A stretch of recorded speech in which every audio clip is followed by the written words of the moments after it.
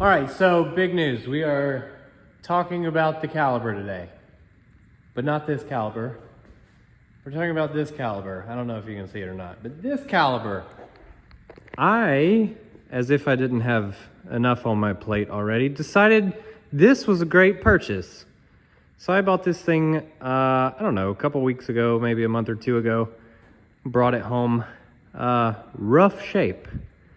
So let's just start by doing a walk around, okay? So one, it is a Caliber SRT4. You might notice on the back we're missing the SRT4 wing. That is a base model spoiler on the back. So I'm assuming the hatch has been replaced either with a base model hatch or just the wing replaced. Another item we're missing is the side skirts on both sides. A couple other things, we got stock wheels with terrible tires. You might notice it does look lowered, so I believe this thing has coilovers. Yeah, I think these are Megan Racing coilovers, if my phone can even focus on that. Anywho, might not be able to see up in there, but I think it's Megan Racing coilovers.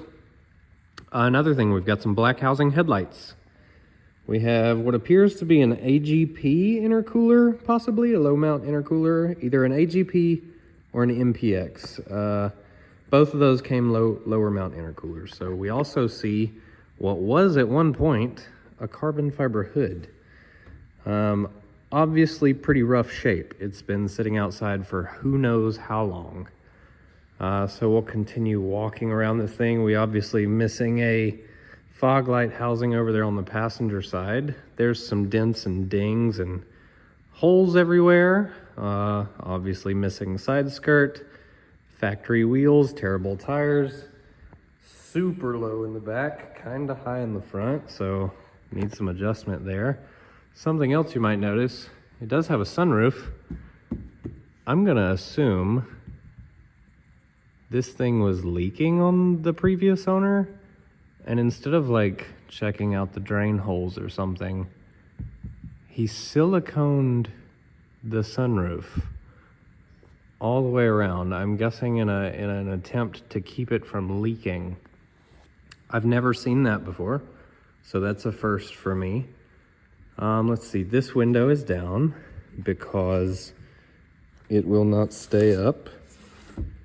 And I believe the other side, yeah, you see that wedge in the other side. If I take that wedge out, the other side falls down also. So that's great. On the back, as I was talking about, we've got the base model spoiler. So not the SRT spoiler. We have some strange, not OEM taillights back here. I'm not sure what those are. We don't have any sub model like an RT or anything on the hatch. So hard to tell if it's an OEM hatch or just a replacement. But it does have the dual exhaust back here, which I've never had on a Caliber. So that's kind of cool, I guess. Moving to the interior, super dirty. Up there you can see where the roof is stained from the sunroof leaking. I'm gonna guess that's why everything is siliconed. And in here we have one of the intercooler pipes, the upper intercooler pipe. We've got your typical cap off the shifter missing. We've got some tears in the seats. There are the SRT seats though, so that's nice. We got the key in the ignition. We do have some aftermarket gauges, along with an aftermarket speaker. Okay, that's new for me. Never seen that before. Kind of messy in here, but all the interior pieces are present, including, it's missing the flashlight. It's always missing the flashlight. So there's your interior, kind of rough interior, not gonna lie, but at least all the pieces are there, so we could probably get everything cleaned up. Your typical trim that's just torn up. Now, for the most important part, what does it look like under the hood? So no hood prop. Okay, that's fun. We're leaking water onto the engine. We have some type of cheap looking intake set up. We got a pool of water where the battery should be. These are not factory. These are probably running to where some speakers or something were. So we can rip all that out of here. What do we have going on here? Is this an aftermarket computer? Is this a Mopar Stage 1? Mopar Performance Stage 1, if you can see that. So it is a Stage 1 computer, but there's no telling if the tune has been overwritten or not. We have a massive, what is that called? A strut tower bar? Don't know that I've ever had one of those at any point. If I did, I usually remove them. HKS blow-off valve. Hopefully it's real and not a knockoff. So this is where that pipe goes that was in the passenger seat. Okay, set that to the side. It looks like we have a factory turbocharger with, is that an AGP? Yeah, AGP wastegate. So somebody might have tried to turn this thing up at some point. It looks like an aftermarket downpipe. I believe at one point this was a nice car, and the last owner or two probably just kind of did not take very good care of it. I think these are factory injectors.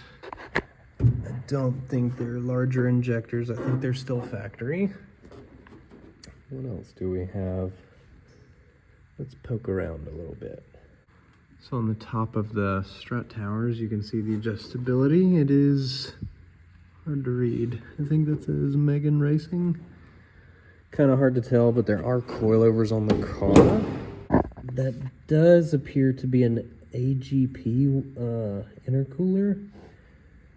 Kind of hard to tell. I forget, one of the intercoolers has rounded edges and the other intercooler has kind of boxy edges. Oh, it looks like we've got some subframe connectors. I think that's what these pieces right here are. Wonderful. That's great. Factory control arms, factory tie rod ends, factory sway bar maybe? I believe all that's factory. You can see on the other side, right there, that little subframe connector. Those are kind of old school for Calibers. It looks like aftermarket exhaust pretty well all the way back to the dual exhaust. Back there, if you can see that dual exit muffler leading to the dual exhaust. I'm gonna have to jack this thing up to see anything else, but I think the rest of everything under the car is factory. So here's coming in the driver's side. Let's have a seat and see what we've got. Ugh. So obviously there's no battery in the car, so we can't see the mileage or anything. We do have a scan gauge, Interceptor Aeroforce scan gauge, kind of loosely mounted. Looks like there was something here. Looks like another scan gauge was actually right here, so we had a dual scan gauge set up. Factory boost gauge. Let's see. Ugh, I don't want to be sticking my hands throughout this whole thing. It's kind of gross. We got some spark plugs in here. Not the ones I would run, but that's okay. Man, lots of trees. Lots of little smell trees in this thing. A bunch of junk. Bunch of junk everywhere. I think the first thing I'm going to end up doing is checking the oil level and seeing what that looks like. Oh, what a pain that is. Let's see what we got. Well, we've got oil. It is dark, but it does have oil. It does not look like it's mixed with coolant. The only description I received from the guy I bought this from is the engine has a knock. I'm assuming that meant rod knock, and from the look of the tires, not the ones on the front, because these look okay, but from the slicks we have back here on the back, I mean smooth. I'm assuming these were on the front, and somebody was having a a grand old time. We do have drilled and slotted rotors on the back, drilled and slotted on the front. So at some point, shorty antenna, at some point somebody really modified this car with the latest and greatest technology. And I'm assuming the last couple years have not been kind to it. So, with that in mind, I have no idea what I'm doing with this car. I'd like to mess around with it a little bit and see if maybe we can try to get it to crank. That would be kind of cool. If it'll even crank. Let's mess with it a little bit. All right, we should have power. Nothing sparked or blew up yet, so that's a good sign. See if the headlights come on.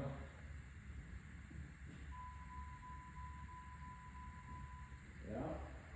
So another thing is the spark plug coils do not have bolts holding them down. As long as there's plugs in there, which I guess I should check that real quick, they shouldn't blow out. I'm just gonna try to crank this thing.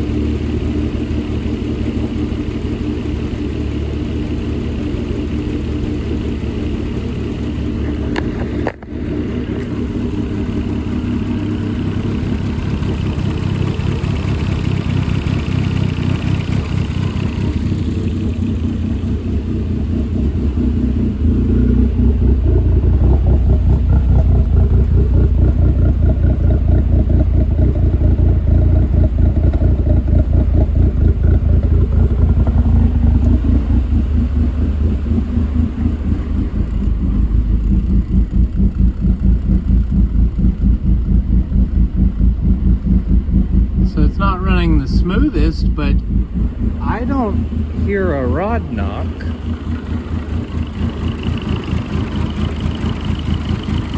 I mean, the loud ticking up here is most likely just the injectors. These things are pretty loud from the factory.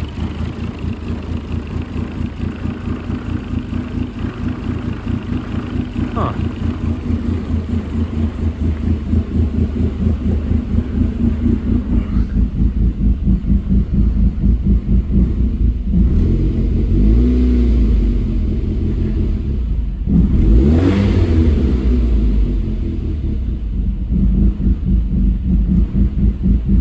Not want to run correctly.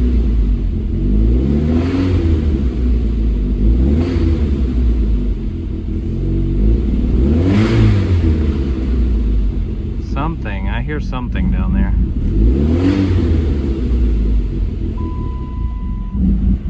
We might just be running out of gas, guys. Gas light came on.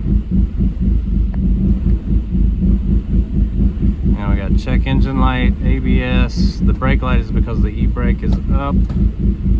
It does go away. Traction control, ESP, low tire. No oil light, but I do hear a rattle when it kind of... I don't know if it's a rattle or what that noise is. It kind of mid-range RPM. It doesn't want to idle, that's for sure. But I am not hearing a rod knock.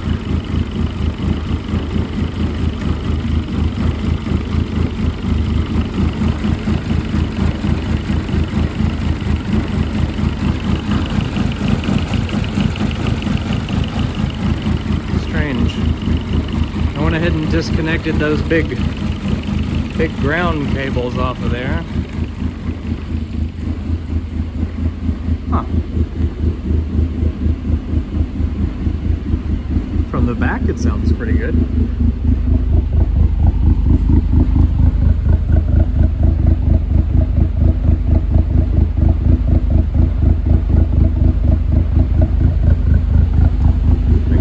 see if it's leaking anything.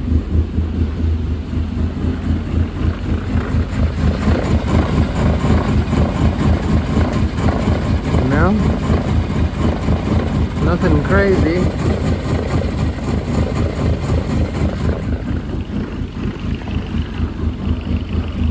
It doesn't sound great, but it doesn't sound like it's knocking.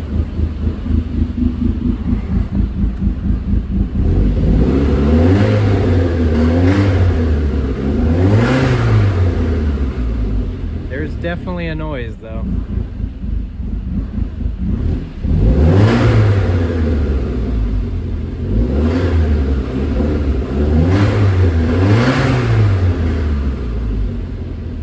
Can't tell if that's a bearing or not.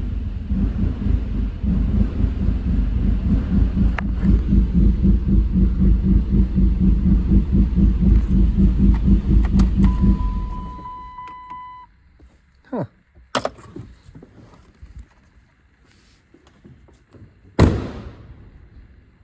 Well, would you look at that? It does actually crank and drive. Well, drive is a loose term.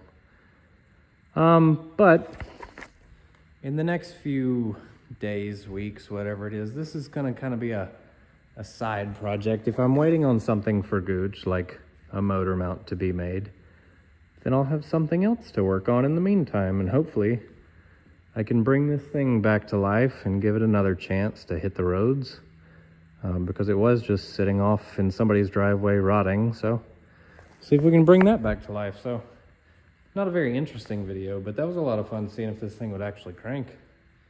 That's a step further than I thought it'd be. So in the next coming days, like I said, I'll kind of dive into this thing and see what we can get it to do.